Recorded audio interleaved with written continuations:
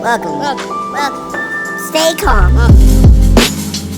And if you can, please enjoy the show. I'm a rocking Liberty Bell. Freedom ring through my stride. Freedom to be inside and be a slave to my pride. And right away it is scream. Man, this love's so serene. I should probably shake it up just a little bit. So not fine but content. I'm so alive on the line. You take a dip, I just dive into the shallow end because the ground needed a dog. Write a song about. You finished there at Cal Poly. Right. And then how did you end up in the Philippines? So, because I was an All-American both years at Cal Poly, there was this thing, they started this travel, it was called the IBA, International Basketball Association. They were trying to start a league for 6'5" and 600 American players. Okay. For those who were just missing that cut, that tweener that wouldn't make it, I was that tweener guy, not an NBA guy, was trying to get there, but a guy that can play and be successful in a league. Yeah. So now it was crazy, man. People like, my journey has been amazing, to be honest. It's like, I had to go to a tryout. They sent me to a tryout. They said, come on out, we know about you.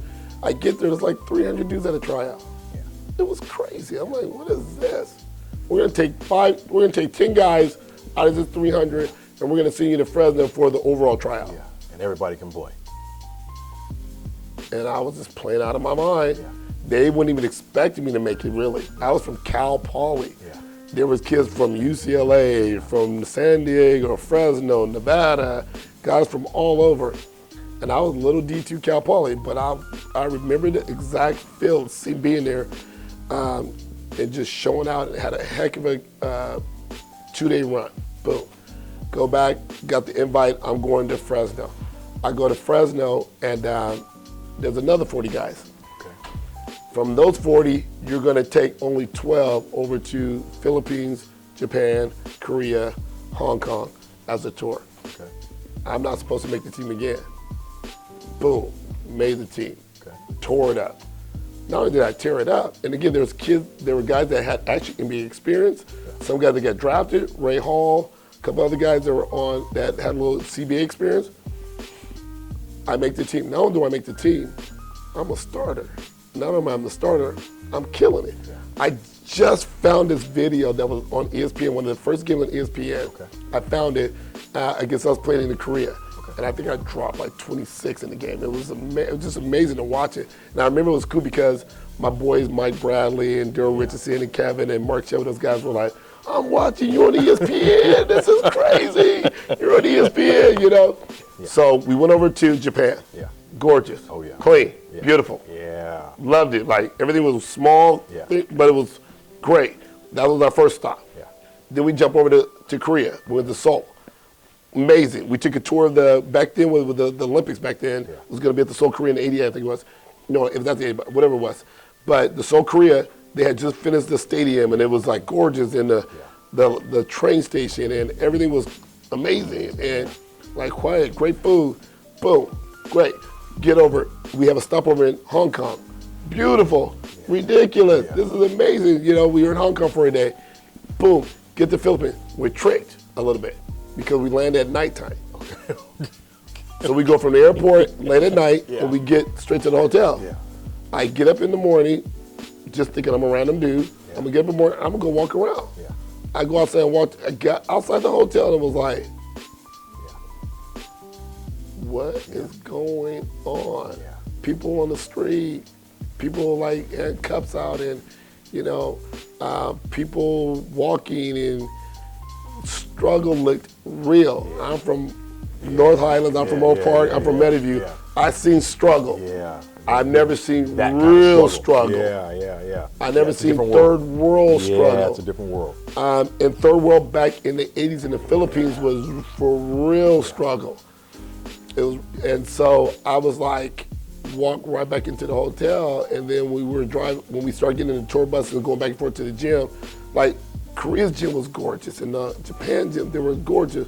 The Philippine gym was a little bit not as, it was okay, but it wasn't as nice back then, like it is now. Yeah, they've changed the whole, they've really, changed a ton. It's a blown up community culture. So we were in the tour, and I never seen like squatters. I never seen like shanties. I never seen like houses put together with metal roofs and stuff. And so that was a bit of a like culture shock, a huge culture shock for anybody. And then as I started spending more time there, I started to appreciate the struggle though. Like, we're not making excuses.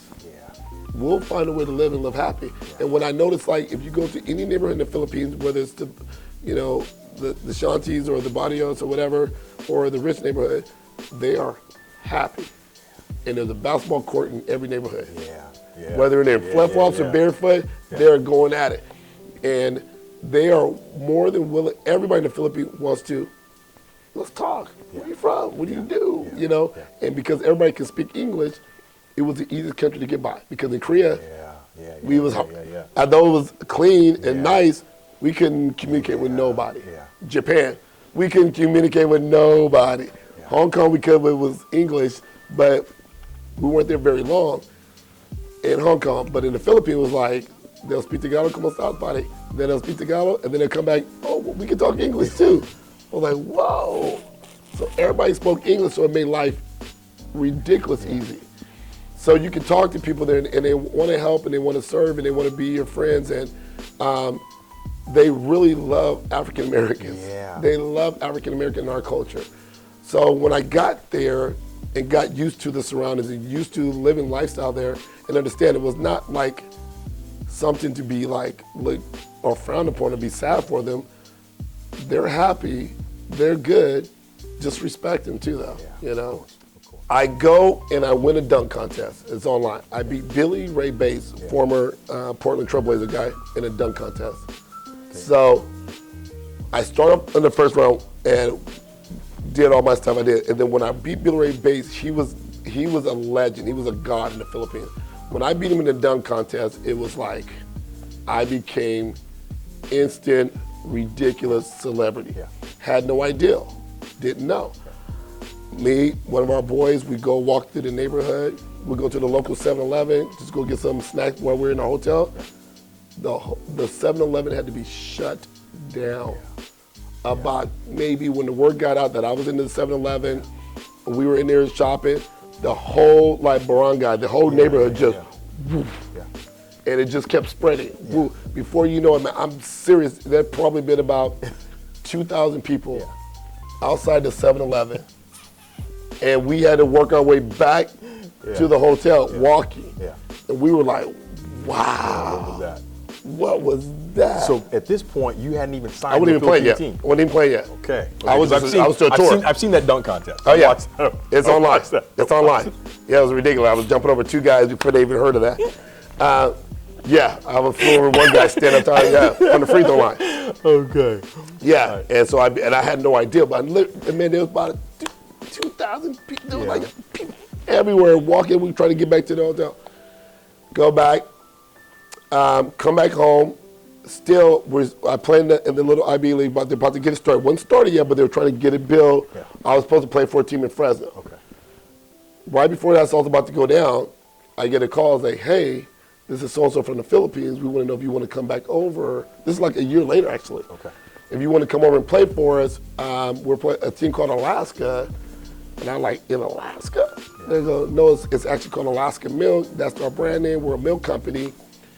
But there's a contract for you, true story, $7,000 a month. Okay. I was like, man, please, where do I sign, right? Where do I make that work? $7,000 a month? Yes. Get out there, very weird situation at first because the other American was still there. He wasn't playing well. Guy named was Carl Lott. He wasn't playing well, but he was still there. Get there, I fly in. The next morning they want me to go practice with him still practicing. Yeah. So we actually practiced against each other. It was kind of awkward, which they don't do that anymore. Yeah. But because they can only have one American on the team. One American on the team at the time. So Carl Lott was there, and him and I are actually practicing together, and because of my energy level, I was, They were like, whoa, this is what we've been looking for. So we were last place, and then we took over, came into third place. We almost made it to the final, but we ended up winning. The third place trophy was big back then. Okay. It's not as much anymore, but back then, to get one of those trophies, the first or the third place trophy, because it was actually a series. Yeah. You would have to win the best 2 out of 3 games to win that third place trophy. So I got that we won that. And so Tim Cone was not our head coach yet. This was '89, he was our consultant, advisory. So then the next year, he became the head coach, and him and I, legacy goes together. Yeah. As Tim is the greatest coach down in history in the Philippines. Yeah.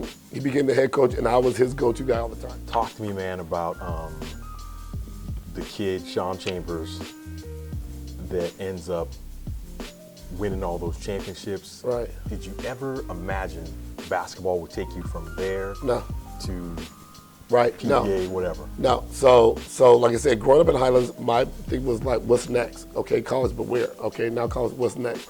When Ray Hall was saying we can all get scholarships in the Philippines, I didn't even know what that meant. I was like, okay. When they called me a year later, after I'd been over there, I didn't remember what the love of basketball was. I know how big it was now after the thing had happened in 7-Eleven. Yeah. So now I'm out there, and I would always trip I do not know why God has made this my journey, but I'm extremely happy for it, right? Yeah. This is an amazing, I am a kid from North Highlands, Old Park, Meadowview, that is here now as one of the biggest celebrities in this country. Yeah.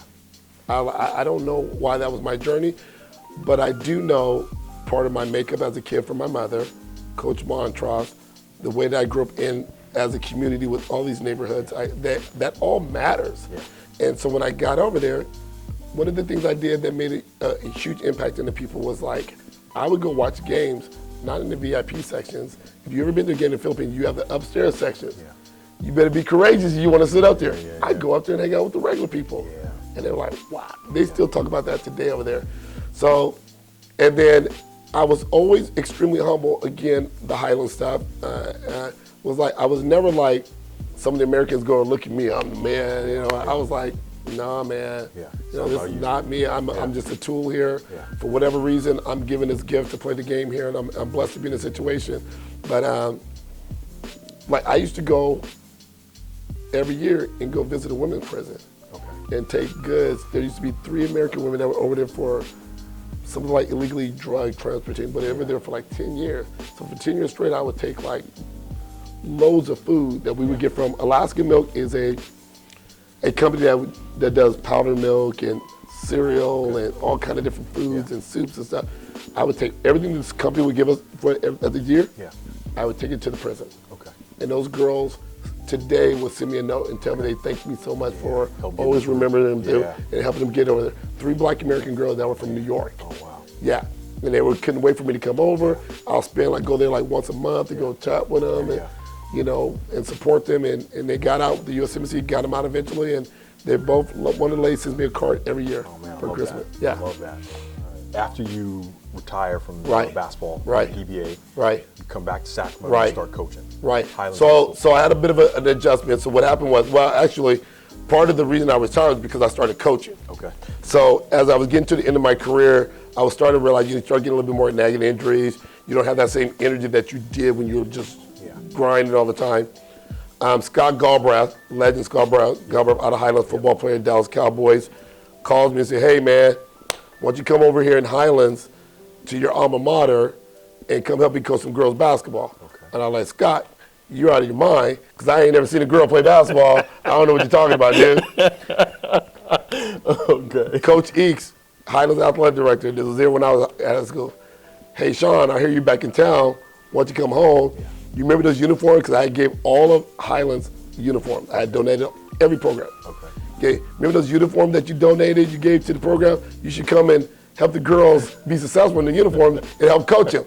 And I'm like, Coach Eakes, you out of your mind, because I don't know what you're talking about. I ain't never seen girls play basketball, even when I was at Cal Poly. Maybe I did one game. Yeah. I go, but I'm not coaching girls basketball. Yeah. Scott did the, hey, homie, Highlands card. Yeah. Your boy from Highlands is asking for help. Yeah. Yep. You got to come and help. Just help me for one practice, man. Yeah. Come and see me. So I'm like, Scott, you can't put a card on me, man. Pastor Scott Galbraith. Pastor Scott. Come on, Scott. So Scott calls me. I'm like, all right, Scott, I'm coming. Okay. Now, Pastor Scott's a lot of gentle right now. Back in 90, 2000, Pastor Scott was still football mentality, and he was like, ah. And I was in there like, what is this, Scott? Scott was like, rah, hit them lines, run them lines, chase that ball, clear the defense, gut check them, get over there. I'm like, this is crazy, Scott. I go, Scott. That's not how you do it. When we gonna dribble? Cause we had the ball now. No, this is all football. Check it. Don't let him through the line. Let him. Get there. I'm like, Scott, we ain't touch the ball. Nah, coach, if you don't do it, one thing I know, you better have some heart up here. We Highlands, coach. I'm like, oh, that's hilarious. come on, let's talk outside, Scott. And we're back in the gym. Come on, Scott, let's go outside. I go, Scott, I don't know, like, when you think I go, we gotta take that orange thing, Scott. I know your football, your ball is like this, and you gotta hit that next dude that's about 260 pounds like this every play. This is basketball. We gotta take this thing, and we have to put it in that thing, and we have to dribble it first. Don't run with it. We gotta pass it, but we gotta put this thing in that hoop more than the other team. Nah, coach, I know sports, man. I know one thing. If you don't have no heart, you can't be winning that. I go, Scott, again. And I can't think of the great track guy back then. Was it Michael, the guy that was running the 200 back then? Michael Johnson? Michael Johnson. I go, Scott, this is right at the Olympics time. Scott, Michael Johnson will blow me away in a 100-yard dash. He'll kill me in a 200-yard dash. And we both are great athletes. Put him on this basketball court, I will wear him out, Scott. He won't have a chance. I will wear him out. I go, we gotta teach him how to put the ball in the I hole. will wear him out, Scotty. He's like, okay, coach, well, what do you want to do? So we got out there. We started working on some stuff. So a lot of people don't know, people do know in the Philippines, but our success in the Philippines was that we started implementing the triangle offense specifically through Tex Winters. So Tex Winters came on the Philippines like 2-3 times, man. And we worked with Tex. I got a great picture with Tex. Tex was the architect of the triangle offense. I go, and I still run the triangle, still. A lot of people get away from it. I use pieces of it. So I go, Scott, let's just try to do this. Let's just see who can do what. Candace Wilson, like my child now. Cassandra Waller, like my child now. Crystal Jean-Pierre. These 3 girls get out there, and I was like, oh. I saw her like cross. I was like, whoa. Shoot it. I was like, whoa. You can do that. Cassandra Waller, white girl, couldn't run for nothing. I love this kid to the end of the sun. Mom wasn't always solid for her. She didn't have a father figure there. Everything that I had was like, come on, girl, you with me. Actually, Cassandra would live with my mom for a while. Shooting threes. Crystal Jean-Pierre has swag, crossover. Canada was just the fastest thing I've ever seen in my life. Gone. I'm like, this girl's can play. I'm like, okay, I'm coming back the next day. Come back the next day. Scotty, hit that line, hit through him. I go, you better hit him in the gut. I'm like, Scott, I got a basketball. We got to use the basketball, Scott. Oh, my bad, coach. Here we go. All right, coach, what do you want to do? So we started working on some drills. We started doing some drills. Candace, all right, Candace, if you can get to the basket like that, who you want to pass it? Oh, we have one more girl. Rossi's sister, the Rossi sister. White family in the community, North Highlands, well known. The Rossi family is as hard as anybody in the neighborhood. Trista and her sister were just amazing. I go, if you can get to the basket, can you kick out to her whenever she's open? Cassandra be like, fool, I'll be right here whenever you need me. Kick it to white girl, Cassandra, bam, knocks it out. So I said, Scott, we got something here. We can do some stuff. And then we run a little triangle. And he was trying to do old school stuff when we were at Highlands. 5 in, 5 out. Well, you can do that when you had studs back at Highlands. 5 in, 5 out. I go, Scott, I'm sorry. Not everybody needs to play. I love the kids. Not everybody needs to play. So we did some things in practice. And I was like, man, if we could go to this girl, we ISO. We were doing like NBA stuff, like pro stuff that I was doing in the Philippines. Triangle, then ISO. Triangle, then ISO. So now stop me when I want. When I first started with him. And so I came back to another practice. Now I'm at 4 practices in a row. Came out to another practice. I'm at 5 practices in a row. And now we're like getting like, can we press a little bit? Then we started pressing and pressing. I'm like, man, this is awesome. You know, so now I'm actually teaching what I was able to do over there and watch them do it. And I was like, the thing about coaching, you start getting your success or your enjoyment from watching the success of other of what you can help them get to, right? And empower. Talk to me, man, about, as you touched on it, you started your AAU program, Right. your JBS program. Right. And something that's special about that program, you mentioned Joe Davidson, you talked Right. about the sports writer for Sacramento Bee. Joe did an all-decade team. Right. And 18 out of those 20 girls on the all-decade team Right. came out of your program. Talk to me about that. I think he did all day team of 15 kids, and 13 of those kids are all playing for JBS. Okay. And so what we did was, I'm doing the Super 60. I got this group of kids that want to just play for me. Why don't I just start my own team? So Brittany Wooder, Madison, Megan Duncan. Is that Bruce Woodard's daughter? Yeah. Bruce's daughter. Right. Okay. Ariel Gregerson and Malia Duncan and Brittany Shine. These guys all want to do a team. So I'm like, oh, I'm not trying to, I do the Super 60. Then I get a call from a dude named Eric Johnson out of Santa Rosa, and I hope Eric sees this. Eric Johnson calls me and said, hey, is this Sean Chambers? I go, yeah.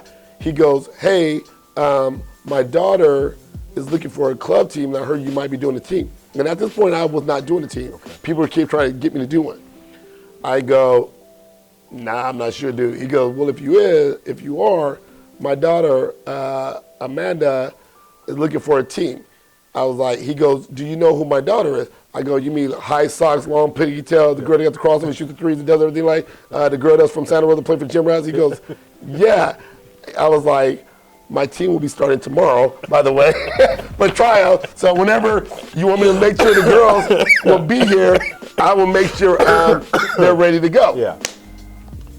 Amanda joins us. Then I get a call from a girl's mom by the name of Kelly James. I got this daughter named Sarah James, and she's at Oak Ridge. We're looking for a team, and I heard you might be trying to do a team. I ain't never heard no Sarah James, but they're like, people like, she's pretty good though. I'm like, bring her out, but she's only a freshman. All the other girls right now are juniors, going into a senior. Okay. Sure, bring her out. Sarah, I got one other kid that's a freshman, that's going to be a freshman. Her name is Brittany Shine. So I'm like, but I'm thinking I'm going to do a team. Comes out. I go, who's this kid? This is a girl named Sarah James. I go, Sarah James, welcome to JBS, because we're going to be in basketball program. Okay. So we started JBS first team. First team, Madden went to Oregon. Malia Madison went to Southern Illinois. Okay. Ariel Gregerson signed with Cal Poly. Brittany Woodard signed in Nevada. I'm missing one more.